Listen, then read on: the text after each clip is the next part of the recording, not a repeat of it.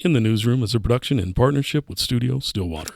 Every week, journalists from the Stillwater News Press invite listeners to join us in the newsroom and hear the story behind the stories. Hello and welcome to In the Newsroom. I'm editor Beau Simmons of the Stillwater News Press. With me today, producer Chris Peters. Howdy, folks. City editor Michelle Charles. Hello. Reporter Ashlynd Huffman. Hello. What, shaking your head? What? Just because Chris said howdy. Like, he knows. He knows. I've said that since the beginning. No, but I always make fun of you. And it's still a welcoming vibe from the Mid-South. He's folksy. Yeah. Makes me think of SpongeBob when he has the cowboy hat on. I don't know about that. Yeah, I know. SpongeBob, a little before or after my time as well.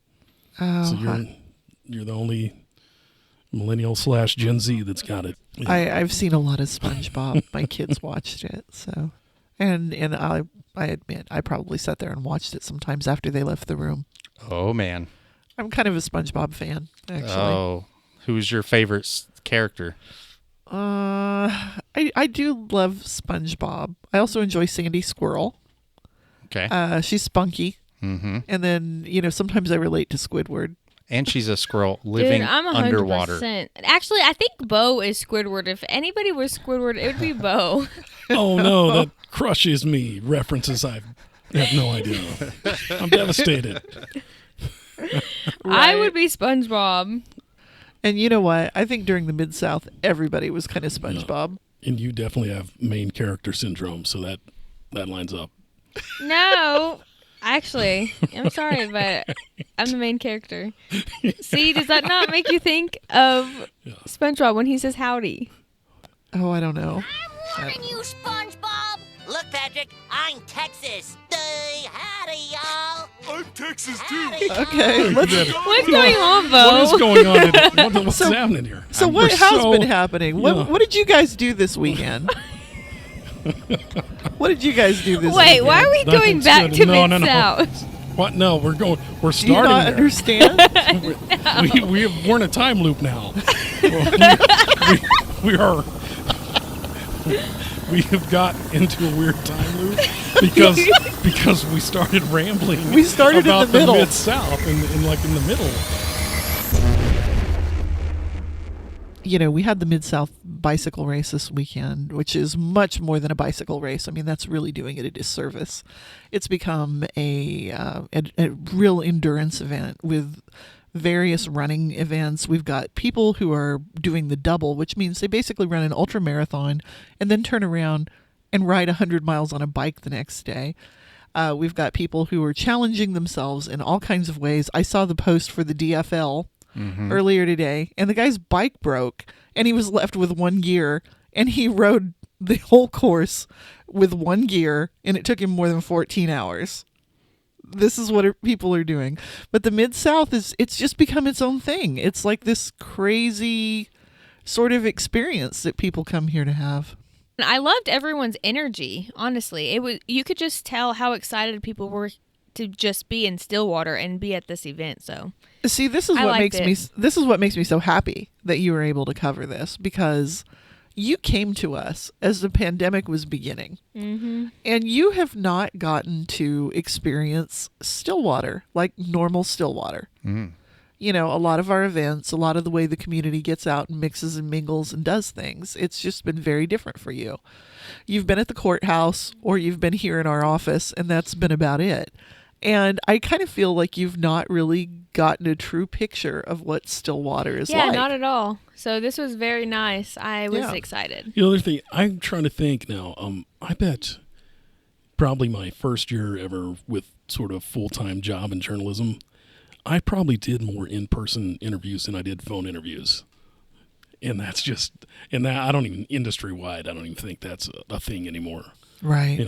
Well, I mean, right? You got to do more with less. And so if you can be in one physical space and then call out or Zoom or do whatever to get things versus, hey, let's go meet every single person I need for the story. That's way more time. But it's different, isn't when you're capturing a vibe, right? Yeah. And I think not only that is I love the element of it was very stressful on me, and it was like I was fighting for my life out there as a photographer, and I was like, you're talking doing about all these tricks, being actually at being the at finish the line. finish line and like jumping from one side to the next, trying to get every single shot from every angle, and like I was squatted down, turning left and right, and it was just like. You love that. I love it. And It's it was a very physical. It was. And there was so much aspect. excitement because it doesn't matter if you didn't get the exact shot you wanted. You still got a good shot because everyone was excited. Mm-hmm. So I might not have been as close as I wanted to the champagne splatters, but I was definitely able to get good shots of it. So it was just testing my own abilities and seeing how well I could do. And navigating that all the Yes. chaos that's kind of going on. So chaotic. And, there's like 17,000 different videographers and photographers. And then we all had our own space. And then the crowd was around us. And then, Bobby was just hugging everyone and high-fiving everyone, just like photobombing everything. So there was just a lot of excitement. And I loved that. I mean, it really is growing every year. So this is super exciting. Yeah, I mean, Bobby said he wanted this to be like a festival, and it very much felt like a festival. Everyone was laughing, smiling from all ages, kids all the way to, older adults. And, everyone had their dogs, and, it was just like the atmosphere felt like summertime. People that come back to Stillwater for this event, they've lived here before, whether that was, because they were students, and they come back and they say, every time I like coming back to Stillwater during the Mid-South because it like doesn't feel like Stillwater. It feels like some sort of cool hipster mountain town or something else. It's just so unique compared to the other things in the other events that happen Keep here. Stillwater weird 1 week out of the year. Exactly. That's our yeah. So, but Chris, you talked to some amateur riders, right? You sat down with some first timers. Some first timers, yes. And those first timers would be kids, and specifically my kids. So my kids and my fiance, Kara, we rode the first 12-mile inspiration ride. So this was a new event added that goes down out 19th Street and down to Brush Creek to a place called Inspiration Point. We rode that, and I sat down with the kids to ask them, what was it like? They had all kinds of thoughts and perspectives, what it felt like to start with everybody, what it felt like to get that Bobby hug, what it felt like going down that big hill really fast, hitting 20 miles per hour. Oh, wow. Yeah, let's hear it. I'm here with my fiance, Kara Parsons, Hello. her daughter, Evie Parsons. Hi. Also with me is my son, George Hi. Peters, and my daughter, Ainsley Peters. How you doing, folks? So what did we just do, Kara? We did the Mid-South 12-mile inspiration ride today. How was it for you? It was cold, but it was really great. So this year was the 10th anniversary of the first gravel race / event that happened in 2013. Woo! I was fortunate to participate in that event. This year, 2022, is the first year they have added the 12-mile inspiration ride. So who wants to tell me why it's called the inspiration ride? So, Bobby Wintle told us that the inspiration ride was inspired by a women's group of cyclists that went up to this very large hill, and at the top of it, you got to see Boone Pickens Stadium and like pretty much like half of like Stillwater from this very, very tall hill that you had to go up. So it was like inspirational. George, was it inspirational for you? Finally hitting that hill where you could get up there and you knew that that's the spot we get to stop, and then eventually we got to turn around like we're halfway done? Yeah, I liked going back down the hill, and it was really fun because, like, just seeing, like, all the nature around me was also really cool because, like, it was all, like, natural. Yeah, we're out in the country. Kara, what goodie did you get upon making it to the top of the hill? I was very excited to have a Mid-South beer at the top of the hill. Thank you to Justin Mingus, who basically saw us and pulled 2 cold ones right out of his pocket. That's a good jacket right there. But was it inspirational for you? Oh, yeah. Making it to the top? I think definitely seeing the kids. It wasn't particularly easy, and we were definitely undertrained, I would say. It was a lot of powering through, I think, and we had some breaks, and there were some tough moments, but it was really cool to see them all power through and to finish. That was awesome. First time I saw the hill, I was like, okay, I'm walking up it and down it, because I was like, that's too steep. So originally, when we were talking about this ride, we went and we scouted the course to kind of see where we were going to be riding, but we never attempted to ride up to Inspiration Point. You told me that you're like, nah, I'm walking that thing. But what changed your mind? What made you want to try? Something that helped me go up all the hills and like stuff that makes me not like stop was something that my teacher said, Mr. Justice. He said that like if you say like you can't do something over and over again, you'll start to believe it and then it'll start to like happen. But if like you start saying like you can do it and stuff, then like you'll start to believe it and it'll happen. Oh, okay. And so you made it roughly halfway up. George, what was the hard part for you?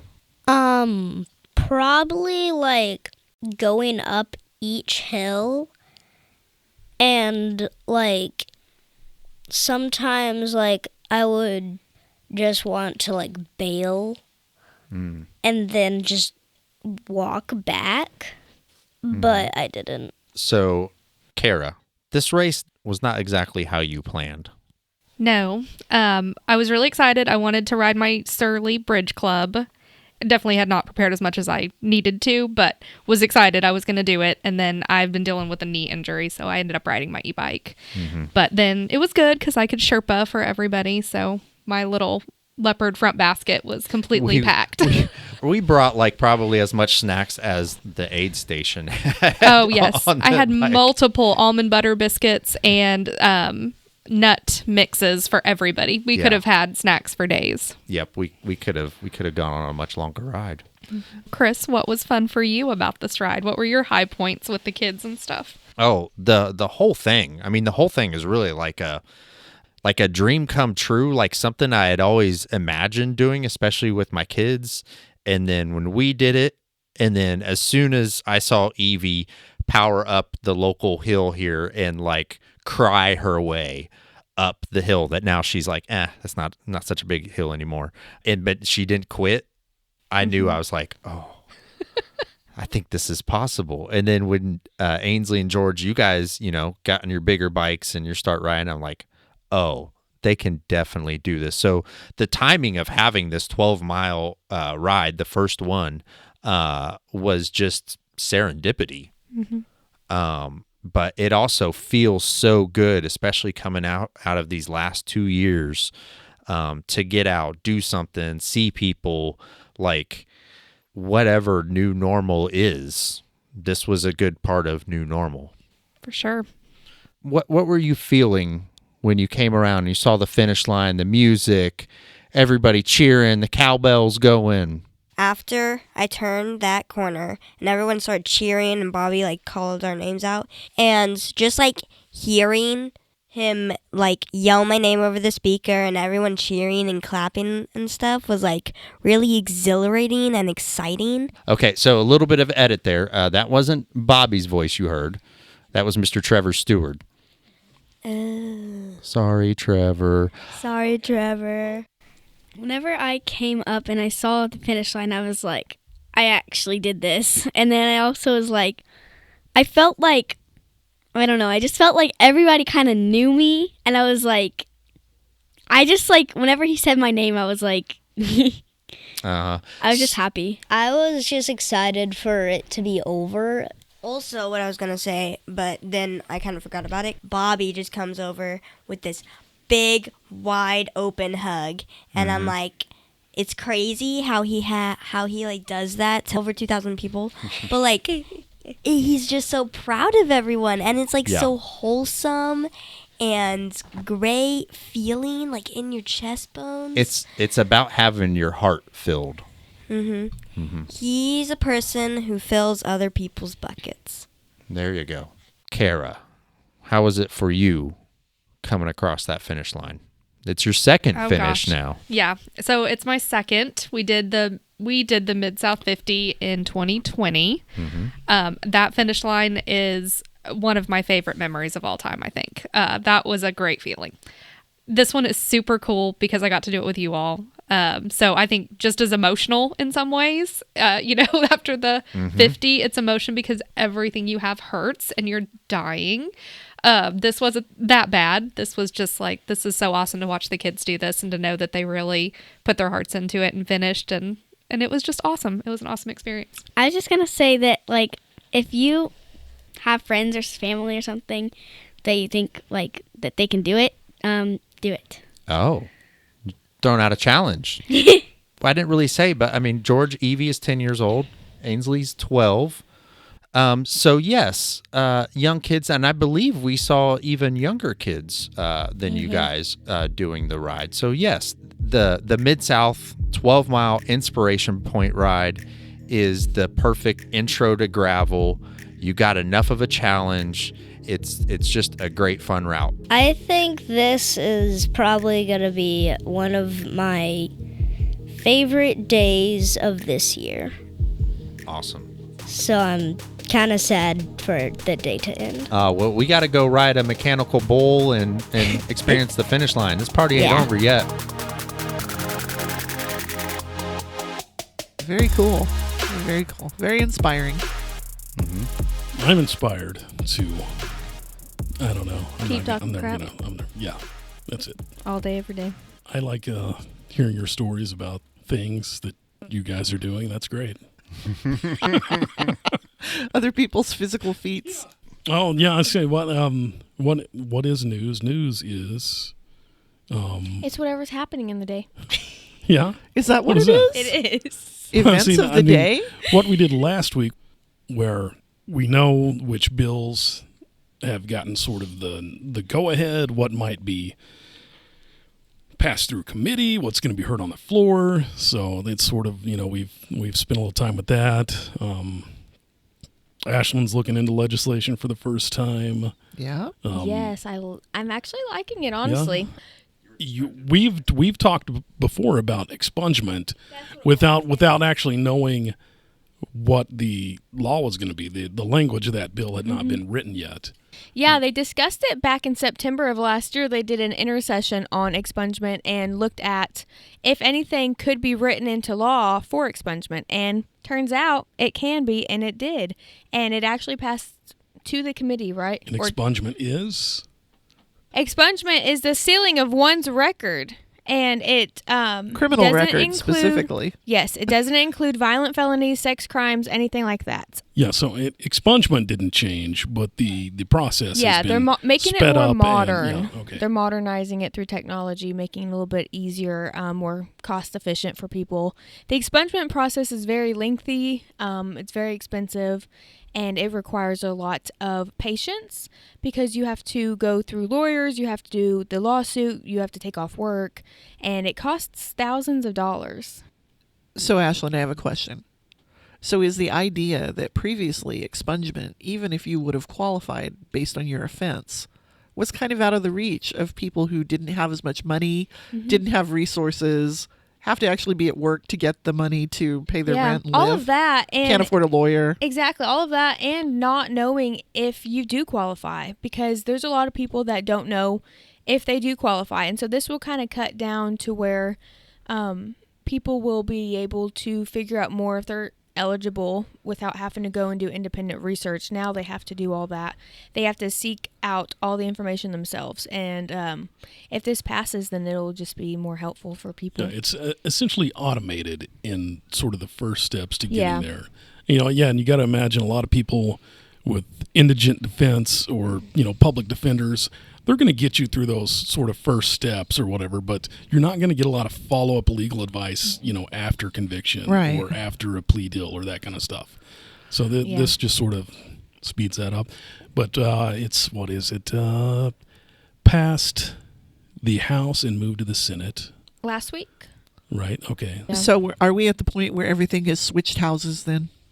Not for everything. Okay. No. Some things still have yet to be heard. Tally's juvenile bill. Yeah, that you got hasn't another been- one. You got another criminal justice one. So Representative John Talley did a bill to, was it lower the costs for juvenile I just think it's a offenses or court costs? reduction in fines and fees Yeah, for to make juvenile it- offenders. Yeah, because, larceny is it's like $1,000 or more, and John Talley gave the example of if a juvenile takes like fishing gear from Walmart, like that stuff can be pricey, and the kid could be slapped with a misdemeanor or a felony, and then they spend time in juvenile courts and a juvenile detention center, and then they get out and they have all these fines to pay. Well, then it's like a revolving door because they're already not able to afford those costs. And so he said, well, they might go back to the streets to steal things and to pay for those, and then it's like a revolving door. And that's been a problem for adult offenders as well. Yeah. I mean, this is something people have been looking at for a good long time in the criminal justice system. I mean, for people who aren't really clear on how the legislature works and how legislation flows through there, basically everyone has to file their bills at the beginning of the session. The senators get unlimited bills. The House of Representatives, they get a limit. What is it, like 8? Mm-hmm. Yeah. I think it's 8 each.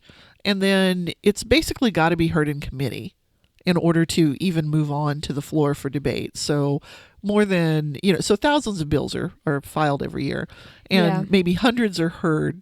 And then only, maybe a couple hundred will actually come out of there, because what they've got to do is they've got to pass whatever house, whatever chamber they were introduced in. And then everything flips in the middle of the session, and it's got to go to the other house and go through the whole process over again.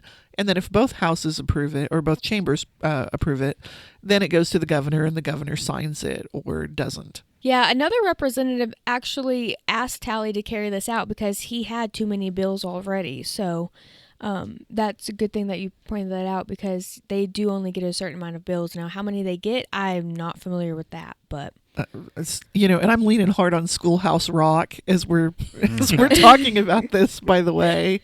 So I'm just a bill. That's right. Sitting on Capitol Hill. Exactly. Mm-hmm. That is exactly what I go back to every time. I even picture him sitting there on the steps. Well, I wonder who that sad little scrap of paper is. I'm just a bill. Yes, I'm only a bill. And I'm sitting here on Capitol Hill. Well, How does a bill become law? You say that, Michelle, but I know that.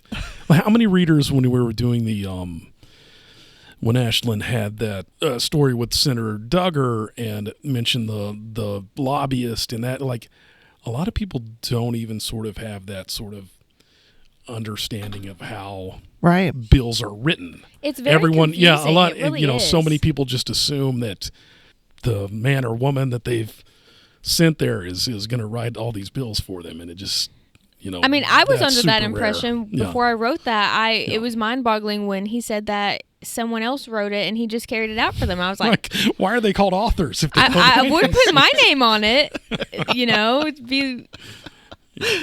But are you we trying to would say call that plagiarism? our law is written by a bunch of ghostwriters? No. Well, I mean, sometimes staff will Yeah. work on the language of the bill for them. Yeah. But then there's some these are templates that are sent state to state to state by special interest groups. Mm-hmm. And that happens on both sides of the aisle. Both parties do it about various issues. Whenever you hear something called, so-and-so's law, that's probably been making its way across the country. Or there's an organization called ALEC, which I cannot remember what it's an acronym for, but they're kind of a conservative-leaning group. And they have a lot of what they call model legislation that they try to get people to introduce across the country. So there are, actually very little of the stuff that goes through is really written by our locally elected representatives. I feel like I still have a lot to learn about understanding this, but it's definitely interesting. Well, mostly just the criminal justice stuff. That's the only part I'm interested in. Shout out. Well, okay, but the thing is, when you get to know the legislators a little more too, when you can get them to kind of talk about some of the horse trading that goes on behind the scenes to get things passed, because it's sort of, they make these deals where it's like, okay, I'll support this bill for you if you'll support my bill. Or like you said, okay, you're going to be the author on this bill because I want it to, be heard, but I have too many bills and I can't carry it. So I need you to do it. I mean, it's all very there's interesting, and trying to keep track of everything. They don't always get heard either. So it's just trying to track all the bills and keep up with all of them is what. But luckily, I signed up for their email, so I get those alerts now. Very good. And then you've also got, you'll have 5 people submit basically identical bills or bills dealing with the same thing. And those 5 things might all get combined into one bill by the end of the session. Yeah. Or someone might file something called a shell bill, which is basically a title with no language in it. And they're like, we're going to learn more about this. We're going to develop the language and we're going to fill it in later. So there are all these weird things that happen that you really don't realize. The process is fascinating. That is for sure. Oh, yeah. And definitely bills are written with language. Yeah, and I think that's the hardest part is understanding the language and understanding and being able to write it in a way that other people can understand it. That's probably the hardest part for me right now is I can't just take what they have and put it into my story. I have to cut through the legalese, and that's the hard part. Well, but that's the sign of understanding something. When you can explain it to someone else simply, that means you actually understand it. True. So when we can get to that point, that's when we know. Whenever I see a story or when I catch myself doing it, where I'm just like copying and pasting big chunks of quotes, big hunks of language out of a document, it's because I don't feel confident in my personal understanding of that. And when I see a story that's written that way, I'm like, they didn't really know what that meant. So they're just copying and pasting the actual document in. So that's really the test. And we all get to where we, some things just flummox you because you're just like, I don't even know what this means. Yeah, I've really had to ask the representatives and the politicians to basically, for lack of a better word, dumb it down for me so that I can understand it and be able to write it in a way that other people can understand it. Because if they speak in their own language, I don't know what the heck they're talking about. Well, then they've had that done for them, so they're probably just repeating what they've been told. Exactly. So there's no shame Not in everybody. not knowing everything. That is so true. Yeah. But it's interesting, though, when you talk to politicians outside of the attention economy and, trying to just sling arrows at each other, and you realize that they're just people like everyone else. They are. Trying to get a job done, I guess. Yeah, and you hope that they're, you hope they're listening to good people and that they're getting good advice. That's the thing. I mean, we've seen what happens when you kind of do something and you're not really thinking as hard about like who's giving it to you and what their motivations might be. You got to think about that stuff. I mean, we have to be careful. We get people all the time who have like really hot tips for us or information that they think we absolutely need to dig into. And, you really have to think critically about, okay, is this a good use of my time? Yeah. Is it verifiable? Is it something that is actually a worthy project? Everybody has to be careful. We're kind of in the public life too, so we got to watch ourselves. We have responsibilities. Okay. I guess that'll do it. Thank you for joining us in the Newsroom. In the Newsroom is edited and produced by me, Chris Peters. You can find all of our past episodes and show notes at studiostillwater.net. This podcast is made possible with support from the Stillwater News Press. Please consider subscribing to our award-winning newspaper and help support local journalism. Go to stwnewspress.com to sign up. Thanks again for listening. Until next time.